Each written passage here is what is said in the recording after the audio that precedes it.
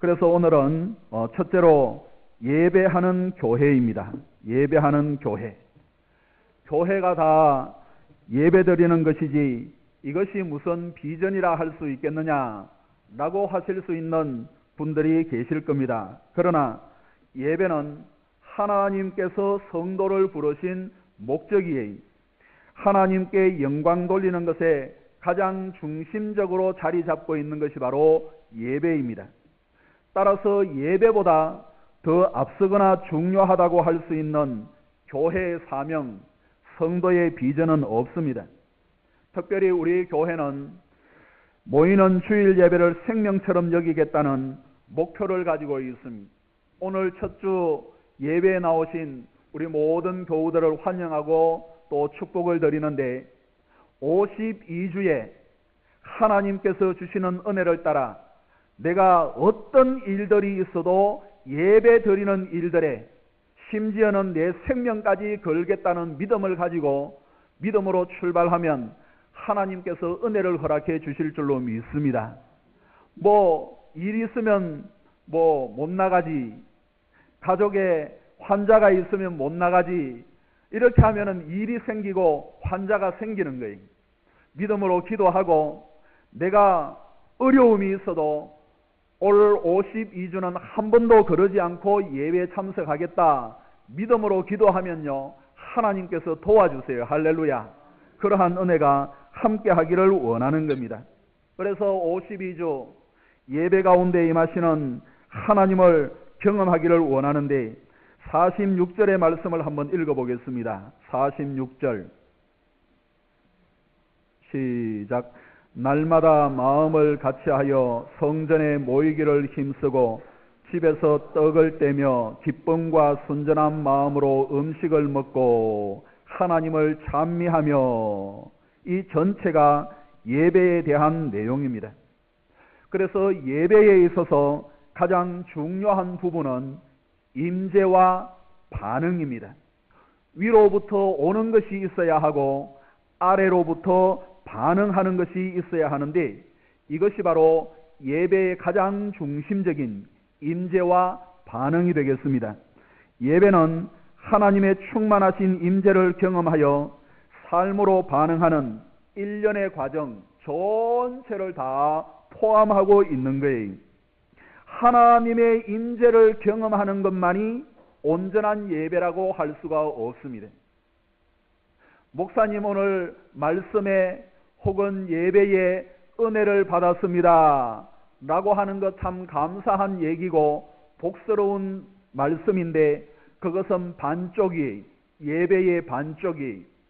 예배라는 것은 위로부터 하나님의 은혜가 임하고 하나님의 임재가 경험되어지면은 성도의 삶으로 반응이 되어야 되는 겁니다. 또 한편 성도의 삶이 아무리 거룩하고 믿음으로 한 주간 잘 지낸다 한다 하더라도 그 성도의 삶만으로는 온전한 예배라고 할 수가 없는 겁니다. 예배라는 것은 위로부터 하나님의 은혜가 임하면 거기에 대하여 반응을 하여 성도가 살아가는 그 자체 전부가 바로 일련의 예배인 거예요. 예배는 임재와 반응, 모여서 드리는 예배와 흩어져서 드리는 삶의 아름다운 하모니, 이것이 예배입니다. 그래서 이사야 6장에는 이사야 선지자의 임재와 반응을 기록하고 있습니다. 이사야는 우시아 왕이 죽던 해에 성전에 들어갔습니다. 우시아는 유다 왕국의 10대 왕으로 50년 동안 재위하면서 영토 확장을 하고 농업기술 개발에 아주 큰 업적을 남겼습니다. 솔로몬 이후에 가장 위대한 왕이라 해도 과언이 아닐 거예요. 그래서 번영의 시대로 국력을 아주 크게 신장을 시켰는데 자연히 백성들은 우시아 왕을 아주 흠모하고 존경을 하고 있었습니다. 그러나 철석같이 믿었던 우시아 왕이 죽고 말았어요. 우시아 왕이 죽자 그동안 우시아 때문에, 유다 왕국 때문에 숨을 죽이고 있었던 주변의 나라들이 점점 더 강성하여 일어나게 되었고 남쪽 유다는 그만큼 불안하게 되었습니다. 이렇게 우시아가 죽던 해는 이스라엘에게 소망이 끊어지는 국가적으로 아주 큰 위기의 순간이었습니다. 그리고 우시아가 죽은 것은 이사야에게도 아주 큰 위기였습니다. 이 이사야 선지자와 우시아 왕은 사촌간이었어요. 사촌 형님이 돌아가시고 왕이 되시는 사촌 형님이 돌아가시니까 왕족으로 높은 관직에 있었는데 그 배경이 끊어지게 되었습니다. 우시아 왕이 죽었으니까 소위 정치적인 배경이 끊어지게 된 거예요. 이렇게 우시아의 죽음은 유다와 이사야 모두에게 큰 위기의 순간이었습니다. 그때 이사야는 세상을 향하거나 다른 것을 돌아보지 아니하고 성전에 들어가 하나님을 만나게 되었습니다. 이사야는 국가적인 위기와 개인적인 위기에 봉착하게 되었을 때 성전에 들어가 하나님을 만나는 장본인이 되었습니다. 그렇습니다. 경우는 다를 수 있지만 어떤 사람은 사랑하는 아들을 잃고 어떤 사람은 자신이 철저하게 의지하던 사람을 잃은 후에 하나님을 만나게 되는 것을 볼 수 있습니다. 어떤 사람은 재산이나 건강을 잃거나 사업에 실패하고 난 후에 더 귀한 예수님을 만나는 것을 볼 수 있습니다. 이렇게 성도의 위기는 하나님을 더욱더 깊이 경험하게 되는 또 다른 기회가 되는 줄로 믿습니다. 사랑하는 여러분, 때문에 힘들수록 하나님을 더 찾는 저와 여러분들이 되기를 주의 이름으로 축원합니다. 2018년도가 되었지만은 정치적으로 경제적으로 희망을 보기보다는 어렵다는 말, 힘들다는 말, 살기 곤란하다는 말을 많이 하는 사람들이 있습니다. 하지만 이러한 때에 저와 여러분들이 하나님을 더욱더 찾고 힘들수록 더욱더 주를 의지하여 위기가 우리에게 기회가 되는 순간들이 되기를 간절히 원합니다. 아브라함은 아버지 데라가 죽는 큰 위기를 만났을 때 오히려 하나님께서 일찍이 약속하셨던 거룩한 땅 가나안 땅에 들어가게 되었습니다. 우리가 잘 알고 있는 베드로는 밤새도록 고기를 잡았지만 한 마리도 잡지를 못했습니다. 잔뼈가 굵은 사람, 어부 전문가였는데 체면이 구겨지는 순간이었습니다. 그때 찾아오신 예수님을 만나고 예수님의 큰 제자로서의 사역을 감당하고 있는 것을 볼 수가 있습니다. 이렇게 성도는 누구나 이사야처럼 아브라함처럼 그리고 베드로처럼 위기를 만날 수 있지만 위기가 곧 하나님을 만나는 기회가 되어 성장과 성숙을 경험하게 되는 거예요. 이사야 6장 8절의 말씀을 보시면은 내가 또 주의 목소리를 들으니 주께서 이르시되 내가 누구를 보내며 누가 우리를 위하여 갈고 하시니 그때 내가 이르되 내가 여기 있나이다 나를 보내소서 라고 하였습니다. 이사야는 자신이 의지하던 권력, 권세, 왕족이라는 명예, 부귀 이 모든 것이 물거품처럼 사라지는 순간에 성전에 들어가 예배를 드리는데 천상의 하나님을 만나게 된 거예요. 그리고는 그가 심정에 하나님의 음성을 듣고 반응을 하는데 내가 여기 있나이다 나를 보내소서 라고 반응하는 것을 볼 수가 있습니다. 사랑하는 여러분, 하나님의 임재를 경험한 사람, 하나님의 실체를 경험한 사람에게 자연스럽게 나오는 것이 바로 반응입니다. 하나님과 하나님 나라에 대한 헌신이에요. 헌신은 마음을 먹는다고 되는 것이 아니라 자신의 의지대로 되는 것이 아니라 하나님을 만나면 하나님을 체험하면 자연스럽게 나오는 반응이에요. 이사야는 천상의 예배를 경험하고 나서 선지자로서의 사명을 감당하는 반응하는 사람이 되었습니다. 그 결과 구약 성경의 복음서라고 할 수 있는 예수님에 대한 예언과 사역이 가장 많이 기록되어 있는 이사야서를 기록을 하게 되었습니다. 가장 뛰어난 대선지자로서의 사역을 감당을 하게 되었습니다. 이렇게 예배를 통하여 하나님의 임재를 경험한 사람은 그분의 뜻을 발견하고 부르심에 반응하게 되는 겁니다. 오늘 구역장으로 혹은 집사로, 교사로, 찬양대원으로 또 우리에게 이미 주신 여러 가지 직분과 사명들이 있는데, 이 자리에 계시는 우리 모든 직분자들과 교우들이 하나님께서 주시는 예배를 통하여 52주에 하나님 앞에 드려지는 예배를 통하여 주님을 깊이 만나고 경험하심으로 우리의 그 반응과 헌신이 직분을 통하여 아니면 사명을 통하여 교회를 세우고 자신을 세우고 믿음을 세워 다음 세대에 희망을 줄 수 있는 저와 여러분들과 교회가 되기를 주의 이름으로 축원합니다. 우리가 직분을 받았는데 이 직분이 자신에게 희망이 되어야 되지 않겠습니까? 이 직분 때문에 시험에 들고, 이 직분 때문에 눈물을 흘리고, 이 직분 때문에 어떤 사람들을 손가락질하게 되는 그런 일들이 있다고 한다면 얼마나 안타까운 일들이. 그러나 이 직분 때문에, 이 사명 때문에 하나님 앞에 기도하고 하나님 앞에 예배를 드렸더니 하나님께서 나의 심정을 동하게 하시고 나에게 믿음을 다하여 주시어서 그 직분과 그 사명을 한 걸음 더 나아가 감당할 수 있는 믿음이 되었다고 한다면 그 직분과 사명과 하나님의 부르심이 나에게 희망이 되고 다음 세대에 희망을 주고 주변에 있는 사람들에게 기쁨을 줄 수가 있지 않겠습니까?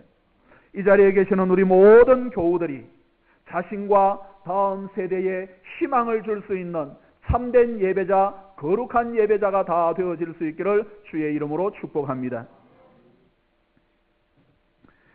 사랑하는 교우 여러분, 하나님의 뜻을 발견하는 것이 비전이에요. 그 하나님의 뜻은 하나님의 임재가 있을 때 경험하게 되는 거예요.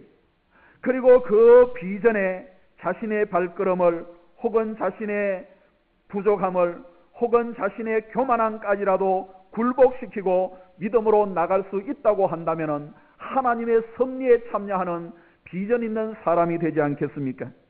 만일 이사야가 우시야 왕이 죽었을 때 좌절하는 것으로 그 인생이 끝났다고 한다면 지금의 이사야가 될 수가 없었잖아요. 만일 이사야가 성전에 들어가 하나님을 충만하게 경험하는 예배를 드리지 못했더라고 한다면 어떻게 가장 위대한 선지자 가운데 한 사람이 될 수 있었겠습니까?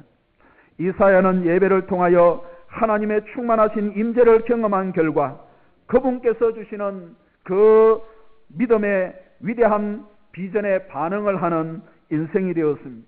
이 자리에 계시는 우리 모든 성도들이 위로부터 하나님께서 임하시는 은혜를 경험하여 우리가 믿음으로 반응하여 자신과 다음 세대에 희망을 줄 수 있는 저와 여러분들이 되기를 간절히 원합니다. 그리고 예배 비전과 관련하여 또 한 가지 중요한 것은 본문의 말씀을 보시면 모이기에 힘쓰는 거예요. 모이는 예배에 힘쓰지 아니하고는 흩어져 드리는 거룩한 산 예배를 드릴 수 없기 때문에 46절의 말씀을 다시 한번 읽어보실까요? 46절 시작. 날마다 마음을 같이하여 성전에 모이기를 힘쓰고 집에서 떡을 떼며 기쁨과 순전한 마음으로 음식을 먹고 힘쓴다 하는 말이 있는데, 힘쓴다 하는 이 말은 전무하다, 정성을 들이다, 전심으로 따라다니다 라는 내용인데 동사로서 현재 능동태, 그러니까 자발적으로 능동적으로 한두 번이 아니고 계속해서 진심으로 정성을 다하여 전무하여 행하는 이것이 바로 힘쓰다 하는 내용이 되겠습니다. 초대교회에 하나님을 경험한 성도들, 성령 충만을 경험한 그리스도인들은 날마다 성전에 모이는 사람이었습니다. 생활 중심이 바로 성전이었고 교회였습니다. 모여서 훈련하고 기도하고 떡을 떼고 모여서 예배하고 교제하고 섬기고 교회가 생활의 중심이었습니다. 그리고 그런 훈련을 통하여 가정에서도 그 내용들이 계속해서 이루어지는 것을 46절에서 말씀을 해주고 있습니다. 사랑하는 여러분, 여러분들의 신앙생활의 중심도 교회가 될 수 있기를 원합니다. 새벽 기도를 못하셨다면 출근하실 때라도 교회 들러서 기도하시고, 할렐루야. 출근할 때 기도 못했다고 한다면 퇴근을 했으라도 하나님 앞에 기도하시고, 할렐루야. 아멘이 조금 더 커지는데 계속하면 더 커질 줄로 믿습니다. 할렐루야. 그렇게 해서 주의 성전의 문턱을 넘고 하나님의 은혜를 사모하면 하나님께서 은혜를 주시지 않겠습니까? 얼마 전에 어느 권사님에게 신방을 갔어요. 신방을 가셨더니만은 신방을 가면은 자녀들에 대하여 얘기를 하시는데 좋은 얘기도 하지만은 섭섭한 얘기도 하세요. 이런 얘기를 하시더라고. 걔들이 바보야, 바보. 자주 와서 이렇게 옷이라도 한 벌 사주면 내가 그 옷 입고 그냥 입 싹 닦겠어? 내가 몇 배로 더 줄 수 있는데 그 며느리하고 아들 바보야, 바보. 우리 부모의 심정이 그렇잖아요. 한 번 더 보여, 또 한 번 더 넘어, 한 번 더 이렇게 말이라도 아니면은 양말이라도 하나 사서 이렇게 부모님에게 찾아오면은 그 부모님이 그것 얻어먹고 그냥 있겠어요? 줄 수 있으면 간이라도 빼줄 수 있는 것이 바로 부모의 마찬가지. 하나님께서 우리가 기도하고 믿음으로 행하고 한 번이라도 더 주를 보겠다고 그렇게 주의 성전을 중심으로 해서 우리가 살아가면 하나님께서 은혜 주시지 않겠습니까? 일주일에 한 번 나오시는 예배, 이거 예배 드리기 위하여 힘쓰는 것도 감사한 일이지만은 사랑하는 여러분, 한 번으로 부족한 거예요. 우리가 하루에 3번 식사를 하고 일주일에는 20번 이상 밥을 먹는데 밥은 20번 이상 먹으면서 예배는 한 번 드린다고 하면은 어떻게 우리의 영혼이 유지가 되겠습니까, 여러분? 육신도 한 20번 이상은 밥은 먹어야 제대로 육신이 잘 관리되고 건강을 유지할 수가 있는데 영적으로는 한 번만 밥을 먹는다고 하면은 이게 균형 잡힌 신앙인이 될 수가 없잖아요. 물론 가정에서도 기도할 수가 있어요. 가정에서도 성경 보고 하나님의 은혜를 경험할 수가 있습니다. 하지만 여러분들이 부모가 되면 어떤 생각을 하시겠어요? 엄마, 아빠, 이번 설에 못 내려가. 하지만 내 서울에서 엄마 생각만 한다? 아빠 생각만 해. 그래, 이번에 18년도가 되어서 사업을 좀 확장을 하려고 하는데 돈 좀 사업 자금 좀 보내줘. 연세 되신 우리 부모님 어떻게 생각하시겠어요? 좀 바빠도 좀 힘들어도 손주들 거느리고 엄마 아빠 하면서 찾아가서 이렇게 인사하고 또 같이 식사하고 하면은 요즘 힘들지. 너 새롭게 시작한다며 자금이나 있냐 하면서 호주머니가 열리지 않겠어요? 할렐루야. 인지상정이 하나님도 인격을 가지고 계시는 분이 부지런히 힘쓰므로 하나님의 은혜가 임하는 저와 여러분들이 되기를 주의 이름으로 축원합니다.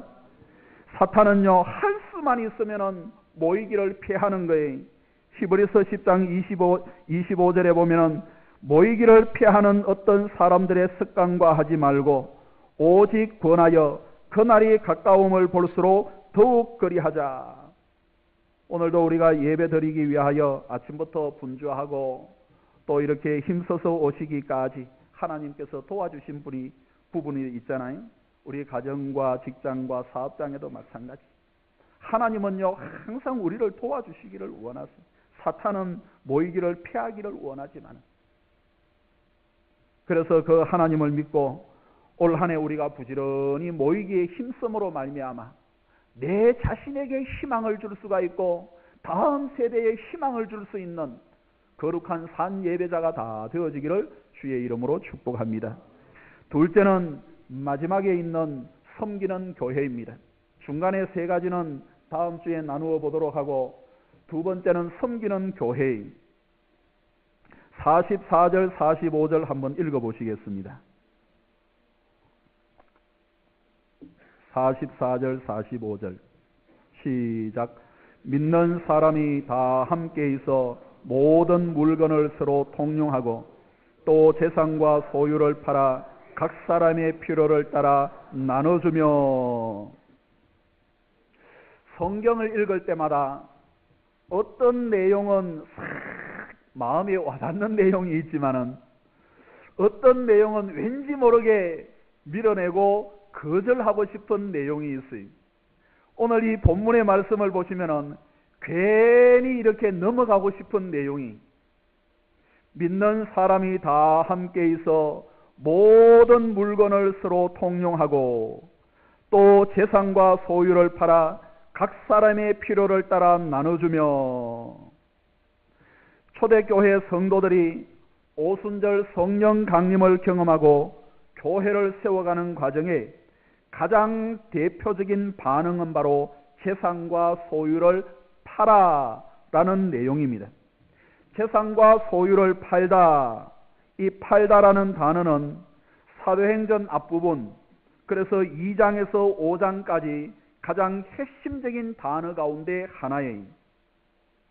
오늘 읽었던 45절에 2장 45절에 팔아라는 내용이 있고, 그리고 4장 34절에 보시면은, 또 37절에도 보시면은, 그리고 5장 1절에도 보시면은 5장 1절 아나니아라 하는 사람이 그의 아내 삽비라와 더불어 소유를 팔아. 2장부터 시작하여 초대교회가 성장하는 가운데 사도행전의 제일 앞부분에 5장까지의 중심적인 내용 가운데 하나가 바로 팔다라는 내용이. 잠언 11장 24절 이하의 말씀을 보시면은 흩어 구제하여도 더욱 부하게 되는 일이 있나니 과도히 아껴도 가난하게 될 뿐이니라. 구제를 좋아하는 자는 풍족하여질 것이요 남을 윤택하게 하는 자는 자기도 윤택하여지리라. 할렐루야. 다른 사람을 윤택하게 하는 사람은 자기도 윤택하여지리라 라고 말씀을 하고 있습니다. 초대교회 당시에는 모든 것을 새롭게 다 준비를 해서 시작을 하잖아요. 교회가 이렇게 확장되면서 예배드리는 처소도 있어야 하고, 또 많은 사람들을 이렇게 관리하고 하는 이런 모든 예배드리는데 여러 가지 기구들도 있어야 하고, 모든 것을 다 준비를 해야 되잖아요. 그래서 자기의 소유를 팔아 헌신하는 사람들이 많이 필요했고, 그 헌신하는 사람들을 통하여 교회가 더욱더 성장해 나가는. 그래서 오늘은 첫째로 예배하는 교회입니다. 예배하는 교회. 교회가 다 예배드리는 것이지 이것이 무슨 비전이라 할 수 있겠느냐라고 하실 수 있는 분들이 계실 겁니다. 그러나 예배는 하나님께서 성도를 부르신 목적이에요. 하나님께 영광 돌리는 것에 가장 중심적으로 자리 잡고 있는 것이 바로 예배입니다. 따라서 예배보다 더 앞서거나 중요하다고 할 수 있는 교회의 사명, 성도의 비전은 없습니다. 특별히 우리 교회는 모이는 주일 예배를 생명처럼 여기겠다는 목표를 가지고 있습니다. 오늘 첫 주 예배에 나오신 우리 모든 교우들을 환영하고 또 축복을 드리는데, 52주에 하나님께서 주시는 은혜를 따라 내가 어떤 일들이 있어도 예배 드리는 일들에 심지어는 내 생명까지 걸겠다는 믿음을 가지고 믿음으로 출발하면 하나님께서 은혜를 허락해 주실 줄로 믿습니다. 일 있으면 못 나가지, 가족에 환자가 있으면 못 나가지, 이렇게 하면은 일이 생기고 환자가 생기는 거예요. 믿음으로 기도하고 내가 어려움이 있어도 올 52주는 한 번도 그러지 않고 예배에 참석하겠다. 믿음으로 기도하면요, 하나님께서 도와주세요. 할렐루야. 그러한 은혜가 함께 하기를 원하는 겁니다. 그래서 52주 예배 가운데 임하시는 하나님을 경험하기를 원하는데 46절의 말씀을 한번 읽어보겠습니다. 46절 시작. 날마다 마음을 같이하여 성전에 모이기를 힘쓰고 집에서 떡을 떼며 기쁨과 순전한 마음으로 음식을 먹고 하나님을 찬미하며, 이 전체가 예배에 대한 내용입니다. 그래서 예배에 있어서 가장 중요한 부분은 임재와 반응입니다. 위로부터 오는 것이 있어야 하고 아래로부터 반응하는 것이 있어야 하는데, 이것이 바로 예배의 가장 중심적인 임재와 반응이 되겠습니다. 예배는 하나님의 충만하신 임재를 경험하여 삶으로 반응하는 일련의 과정 전체를 다 포함하고 있는 거예요. 하나님의 임재를 경험하는 것만이 온전한 예배라고 할 수가 없습니다. 목사님 오늘 말씀에 혹은 예배에 은혜를 받았습니다 라고 하는 것 참 감사한 얘기고 복스러운 말씀인데, 그것은 반쪽이, 예배의 반쪽이. 예배라는 것은 위로부터 하나님의 은혜가 임하고 하나님의 임재가 경험되어지면은 성도의 삶으로 반응이 되어야 되는 겁니다. 또 한편 성도의 삶이 아무리 거룩하고 믿음으로 한 주간 잘 지낸다 한다 하더라도 그 성도의 삶만으로는 온전한 예배라고 할 수가 없는 겁니다. 예배라는 것은 위로부터 하나님의 은혜가 임하면 거기에 대하여 반응을 하여 성도가 살아가는 그 자체 전부가 바로 일련의 예배인 거예요. 예배는 임재와 반응, 모여서 드리는 예배와 흩어져서 드리는 삶의 아름다운 하모니, 이것이 예배입니다. 그래서 이사야 6장에는 이사야 선지자의 임재와 반응을 기록하고 있습니다. 이사야는 우시아 왕이 죽던 해에 성전에 들어갔습니다. 우시아는 유다 왕국의 10대 왕으로 50년 동안 재위하면서 영토 확장을 하고 농업기술 개발에 아주 큰 업적을 남겼습니다. 솔로몬 이후에 가장 위대한 왕이라 해도 과언이 아닐 거예요. 그래서 번영의 시대로 국력을 아주 크게 신장을 시켰는데, 자연히 백성들은 우시아 왕을 아주 흠모하고 존경을 하고 있었습니다.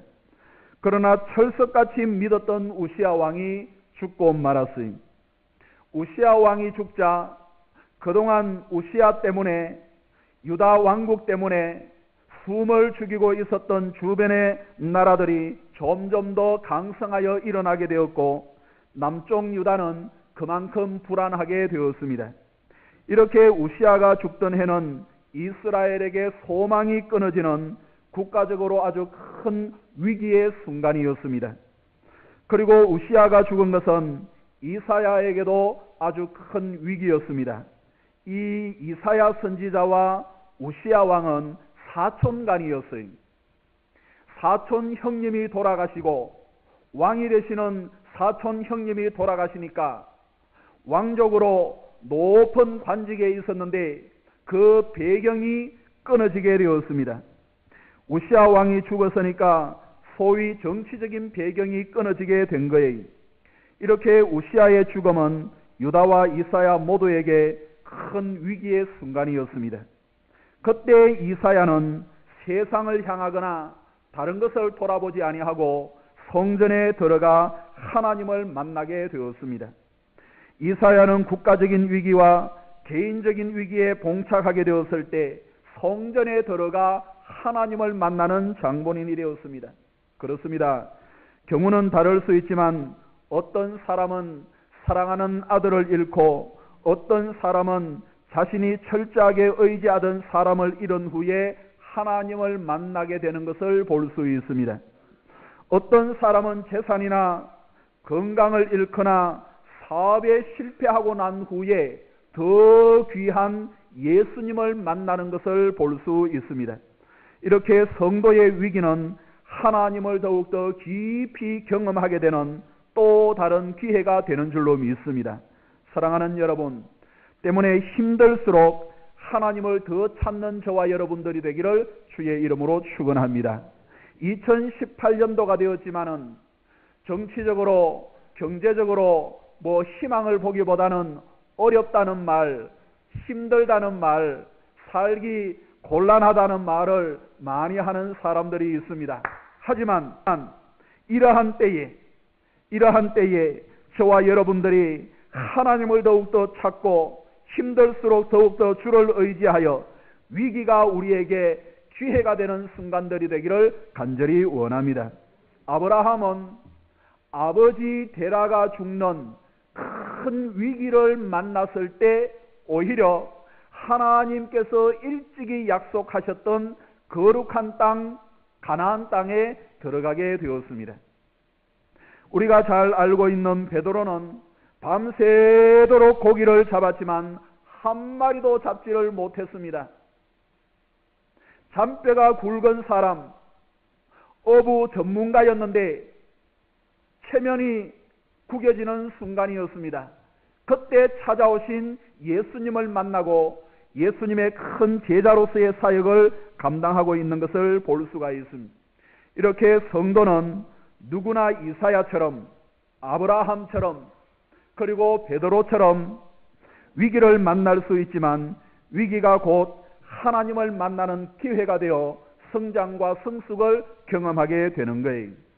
이사야 6장 8절의 말씀을 보시면은 내가 또 주의 목소리를 들으니 주께서 이르시되 내가 누구를 보내며 누가 우리를 위하여 갈고 하시니 그때 내가 이르되 내가 여기 있나이다 나를 보내소서 라고 하였습니다. 이사야는 자신이 의지하던 권력, 권세, 왕족이라는 명예, 부귀 이 모든 것이 물거품처럼 사라지는 순간에 성전에 들어가 예배를 드리는데 천상의 하나님을 만나게 된 거예요. 그리고는 그가 심정에 하나님의 음성을 듣고 반응을 하는데 내가 여기 있나이다 나를 보내소서 라고 반응하는 것을 볼 수가 있습니다. 사랑하는 여러분, 하나님의 임재를 경험한 사람, 하나님의 실체를 경험한 사람에게 자연스럽게 나오는 것이 바로 반응입니다. 하나님과 하나님 나라에 대한 헌신이에요.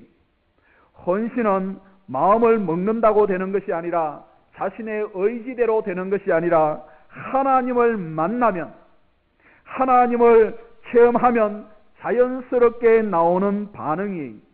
이사야는 천상의 예배를 경험하고 나서 선지자로서의 사명을 감당하는 반응하는 사람이 되었습니다.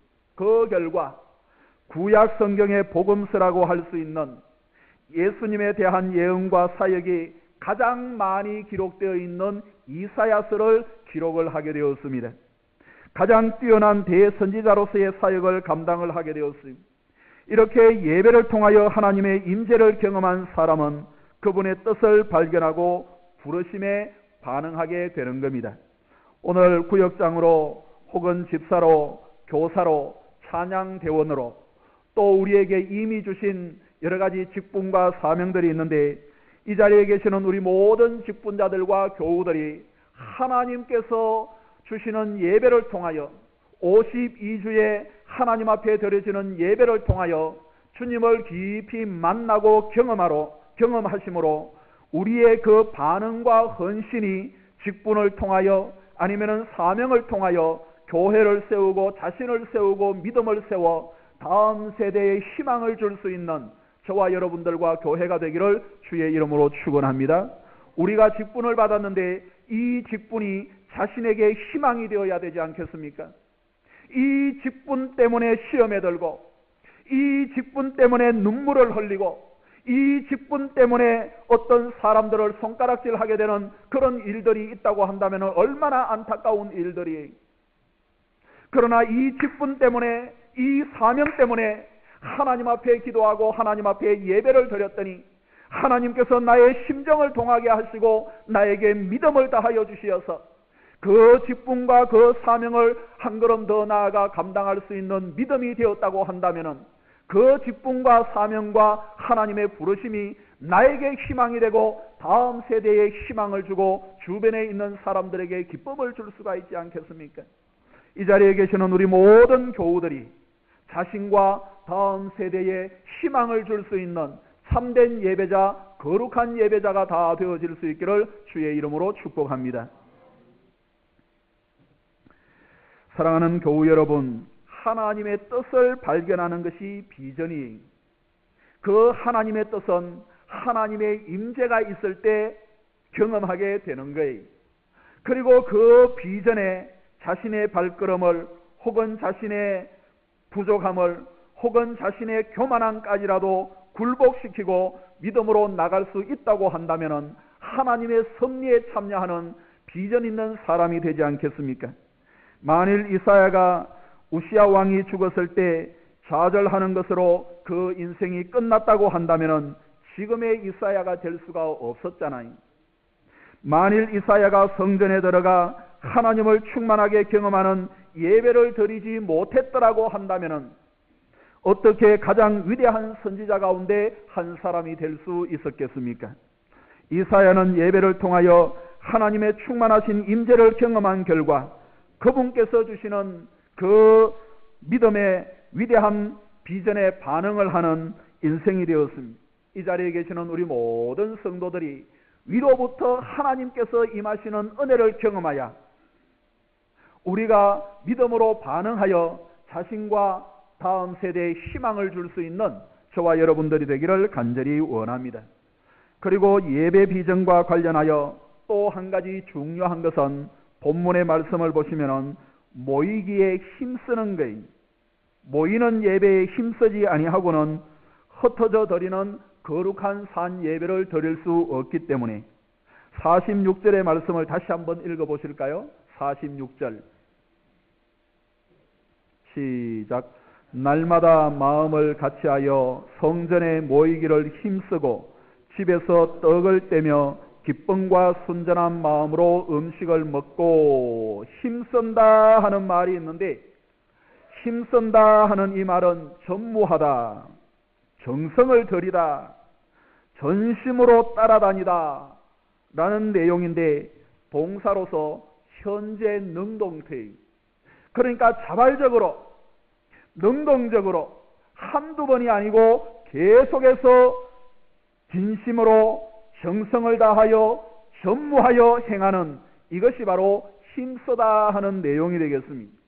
초대교회에 하나님을 경험한 성도들, 성령 충만을 경험한 그리스도인들은 날마다 성전에 모이는 사람이었습니다. 생활 중심이 바로 성전이었고 교회였습니다. 모여서 훈련하고 기도하고 떡을 떼고 모여서 예배하고 교제하고 섬기고 교회가 생활의 중심이었습니다. 그리고 그런 훈련을 통하여 가정에서도 그 내용들이 계속해서 이루어지는 것을 46절에서 말씀을 해주고 있습니다. 사랑하는 여러분, 여러분들의 신앙생활의 중심도 교회가 될 수 있기를 원합니다. 새벽기도를 못하셨다면 출근하실 때라도 교회 들러서 기도하시고 할렐루야. 출근할 때 기도 못했다고 한다면 퇴근을 했으라도 하나님 앞에 기도하시고 할렐루야. 아멘이 조금 더 커지는데 계속하면 더 커질 줄로 믿습니다. 할렐루야. 그렇게 해서 주의 성전의 문턱을 넘고 하나님의 은혜를 사모하면 하나님께서 은혜를 주시지 않겠습니까? 얼마 전에 어느 권사님에게 신방을 갔어요. 신방을 가셨더니만은 신방을 가면은 뭐 자녀들에 대하여 얘기를 하시는데 좋은 얘기도 하지만은 섭섭한 얘기도 하세요. 이런 얘기를 하시더라고. 걔들이 바보야, 바보. 자주 와서 뭐 이렇게 옷이라도 한 벌 사주면 내가 그 옷 입고 그냥 입 싹 닦겠어? 내가 몇 배로 더 줄 수 있는데 그 며느리하고 아들 바보야, 바보. 우리 부모의 심정이 그렇잖아요. 한 번 더 보여, 또 한 번 더 넘어, 한 번 더 이렇게 말이라도 아니면은 양말이라도 하나 사서 이렇게 부모님에게 찾아오면은 그 부모님이 그것 얻어먹고 그냥 있겠어요? 줄 수 있으면 간이라도 빼줄 수 있는 것이 바로 부모의 마찬가지. 하나님께서 우리가 기도하고 믿음으로 행하고 한 번이라도 더 주를 보겠다고 그렇게 주의 성전을 중심으로 해서 우리가 살아가면 하나님께서 은혜 주시지 않겠습니까?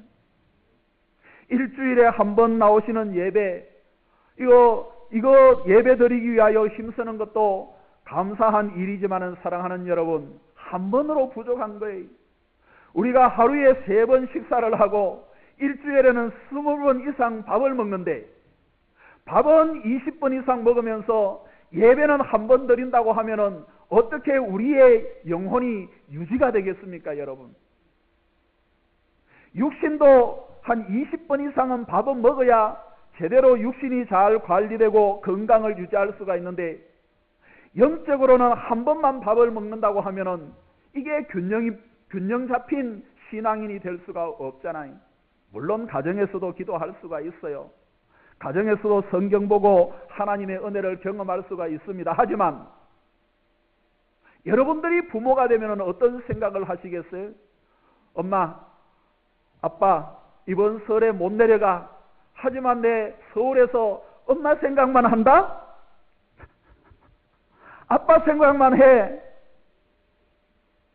그래, 이번에 18년도가 되어서 사업을 좀 확장을 하려고 하는데 돈 좀 사업자금 좀 보내줘.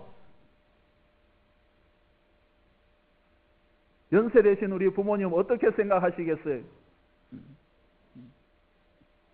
좀 바빠도 좀 힘들어도 손주들 거느리고 엄마 아빠 하면서 찾아가서 이렇게 인사하고 또 같이 식사하고 하면은 요즘 힘들지. 뭐 너 새롭게 뭐 시작한다며 자금이나 있냐 하면서 호주머니가 열리지 않겠어요? 할렐루야.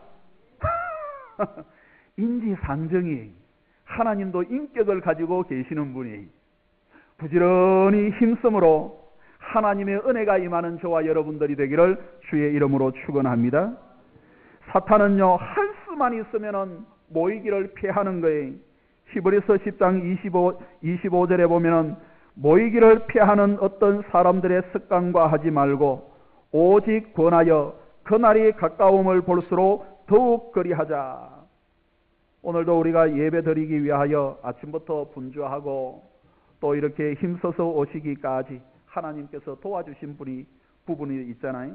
우리 가정과 직장과 사업장에도 마찬가지. 하나님은요 항상 우리를 도와주시기를 원하세요. 사탄은 모이기를 피하기를 원하지만 그래서 그 하나님을 믿고 올 한 해 우리가 부지런히 모이기에 힘쓰므로 말미암아 내 자신에게 희망을 줄 수가 있고 다음 세대에 희망을 줄 수 있는 거룩한 산 예배자가 다 되어지기를 주의 이름으로 축복합니다. 둘째는 마지막에 있는 섬기는 교회입니다. 중간에 3가지는 다음 주에 나누어 보도록 하고 두 번째는 섬기는 교회. 44절 45절 한번 읽어보시겠습니다. 44절 45절 시작. 믿는 사람이 다 함께 있어 모든 물건을 서로 통용하고 또 재산과 소유를 팔아 각 사람의 필요를 따라 나눠주며. 성경을 읽을 때마다 어떤 내용은 마음에 와닿는 내용이 있지만은 어떤 내용은 왠지 모르게 밀어내고 거절하고 싶은 내용이 있어요. 오늘 이 본문의 말씀을 보시면은 괜히 이렇게 넘어가고 싶은 내용이, 믿는 사람이 다 함께 있어 모든 물건을 서로 통용하고 또 재산과 소유를 팔아 각 사람의 필요를 따라 나눠주며, 초대교회 성도들이 오순절 성령 강림을 경험하고 교회를 세워가는 과정에 가장 대표적인 반응은 바로 재산과 소유를 팔아라는 내용입니다. 재산과 소유를 팔다, 이 팔다라는 단어는 사도행전 앞부분, 그래서 2장에서 5장까지 가장 핵심적인 단어 가운데 하나예요. 오늘 읽었던 45절에, 2장 45절에 팔아라는 내용이 있고, 그리고 4장 34절에 보시면은, 또 37절에도 보시면은, 그리고 5장 1절에도 보시면은 5장 1절, 아나니아라 하는 사람이 그의 아내 삽비라와 더불어 소유를 팔아, 2장부터 시작하여 초대교회가 성장하는 가운데 사도행전의 제일 앞부분에 5장까지의 중심적인 내용 가운데 하나가 바로 팔다라는 내용이, 잠언 11장 24절 이하의 말씀을 보시면은 흩어 구제하여도 더욱 부하게 되는 일이 있나니 과도히 아껴도 가난하게 될 뿐이니라. 구제를 좋아하는 자는 풍족하여질 것이요 남을 윤택하게 하는 자는 자기도 윤택하여지리라. 할렐루야. 다른 사람을 윤택하게 하는 사람은 자기도 윤택하여지리라 라고 말씀을 하고 있습니다. 초대교회 당시에는 모든 것을 새롭게 다 준비를 해서 시작을 하잖아요. 교회가 이렇게 확장되면서 예배드리는 처소도 있어야 하고, 또 많은 사람들을 이렇게 관리하고 하는 이런 모든 예배드리는데 여러 가지 기구들도 있어야 하고, 모든 것을 다 준비를 해야 되잖아요. 그래서 자기의 소유를 팔아 헌신하는 사람들이 많이 필요했고, 그 헌신하는 사람들을 통하여 교회가 더욱더 성장해 나가는 것을 볼 수가 있습니다. 특별히 초대교회는 많은 사람들이 믿음을 위하여 박해를 받았기 때문에 믿음의 자유를 위하여 고향을 떠나거나 이렇게 다니는 나그네 삶을 사는 사람들이 많이 있었고, 경제적으로 어려운 사람들이 많이 있었습니다. 때문에 그들에게 가장 필요한 것은 생활에 직접적인 도움을 주는 거예요. 그래서 초대교회에도 일꾼이 세워지는데 제일 먼저 세워지는 일꾼들은 바로 예배를 위한 일꾼들이 아니었어요. 주일학교를 위한 일꾼들이 아니었어요. 7 집사님들이 세워지는데 그분들은 공의, 구제를 위하여, 봉사를 위하여, 구제하는데 빠지는 사람이 없도록 하기 위하여 세워지는 사람들이 있었던 것을 볼 수가 있습니다. 그만큼 어렵고 힘들게 신앙생활을 하고 핍박 가운데 다니는 사람들이 많이 있었기 때문에, 구체적인 도움을 필요로 하는 사람들이 많이 있었기 때문에 자기의 생활에 많은 것을 나누어 팔아서 그들의 필요를 따라 나누어 주고 교회를 세우는 모습을 볼 수가 있습니다. 예배를 통해 하나님의 임재를 경험한 사람들, 그리고 예배를 통해 하나님의 임재를 경험하기를 원하는 사람들의 공통적인 반응은 바로 물질에 자유하는 겁니다. 하나님께 드리는 헌금 생활에 온전한 성도의 헌금 생활과 물질에 자유하는 사람은 하나님의 임재를 깊이 경험할 수 있을 뿐만 아니라 받은 은혜와 받은 사명을 유지할 수가 있는 거예요. 그래서 물질의 시험이 들면은, 신앙의 시험이 들어, 직분의 시험이 들어 흔들리고 주의 일들을 감당을 할 수가 없습니다. 자기에게도 절망이고 다른 사람에게도 절망을 줄 수밖에 없는 거예요. 초대교회는 물질 문제나 헌금 생활에 자유한 사람과 자유하지 못한 사람에 대하여 구체적인 예를 들어서 말씀을 해주고 있습니다. 그래서 사도행전 4장 이하의 말씀을 보시면은 구브로에 레위 사람 바나바가 있었습니다. 그도 밭이 있었는데 밭을 팔아서 헌금을 했어요. 그리고 바나바는 이후에 초대교회 중심적인 사역자가 되는 것을 볼 수가 있습니다. 바나바는 이후에 다메섹 도상에서 주님을 만나 회심을 했던 사도 바울을 초대교회에 소개하는 장본인이 되었습니다. 사도 바울이 새신자가 된 거예요. 누가 하나 소개해 줄 만한 사람이 없어요. 사도 바울의 과거를 알고 있었기 때문에. 그러나 바나바가 사도 바울의 회심한 것을 보고 온전히 주님을 만나고 하나님의 사람이 되었다는 것을 확신하고 그가 교회에 사도 바울을 소개하는 장본인이 된 것을 볼 수가 있습니다. 그리고는 함께 오랫동안 사역을 하고 가장 먼저 이방인의 교회 안디옥 교회 함께 사역을 하다가 이후에 나중에 구브로 섬에 바나바가 사도 바울과 함께 선교로 떠나게 되는데 지금도 구브로 섬에는 바나바를 기념하는 동상과 비석들이 많이 세워져 있다고 합니다. 그리고 우리 한국 교회도 바나바 사역이라 하는 훈련 프로그램이 이렇게 개발되고 전달이 되어서 새신자 양육을 하거나 새신자 교육을 할 때 바나바 사역을 많이 하는 교회들이 있어요. 이 바나바는 물질에 자유한 결과 하나님의 나라 확장을 위하여 크게 쓰임받는 일꾼이 된 것을 볼 수가 있습니다. 하지만 사도행전은 초대교회에서 물질에 자유하지 못한 절망적인 사람을 우리에게 한 사람 소개하고 있는데 아나니아와 삽비라라 하는 부부입니다. 그들 역시 소유하고 있던 밭을 팔았어요. 밭을 팔아서 돈을 쥐고 보니까 욕심이 생긴 거예요. 다 드릴 수도 있고 조금 드릴 수도 있고 얼마든지 본인이 알아서 할 일들이에요. 그런데 절반 뚝 떼고 일부를 드리면서 베드로에게 다 가지고 왔다고 거짓말을 했어요. 베드로에게 거짓말한 것이 아니라 하나님에게 거짓말을 한 거예요. 그래서 그 사람이 적사하게 되었고 아내도 적사하게 된 것을 볼 수가 있습니다. 헌금 생활에 이렇게 자유하지 못하면은 자기도 절망이고 주변에 있는 다른 사람에게도 절망을 안겨줄 수밖에 없는 거예요.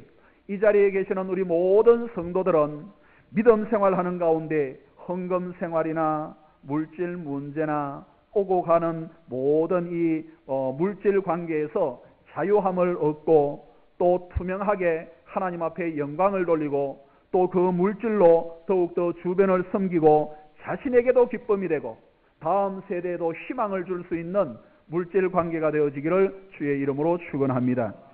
우리 교회가 무지역 노회에 속해 있다 보니까 지역과 교제하고 섬기는 일에 그동안 제한을 많이 받아온 것이 사실입니다.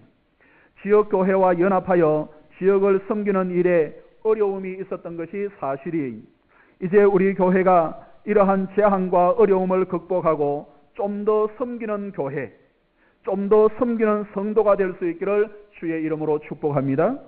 그래서 우리 모두 섬기는 일들에 좀 더 열심을 다하여 교회를 세우고 지역을 세우고 하나님의 나라를 세워 자신에게도 희망을 주고 다음 세대에도 희망을 줄 수 있는 저와 여러분들이 되기를 주의 이름으로 축원합니다. 기도하겠습니다. 하나님 아버지 감사합니다.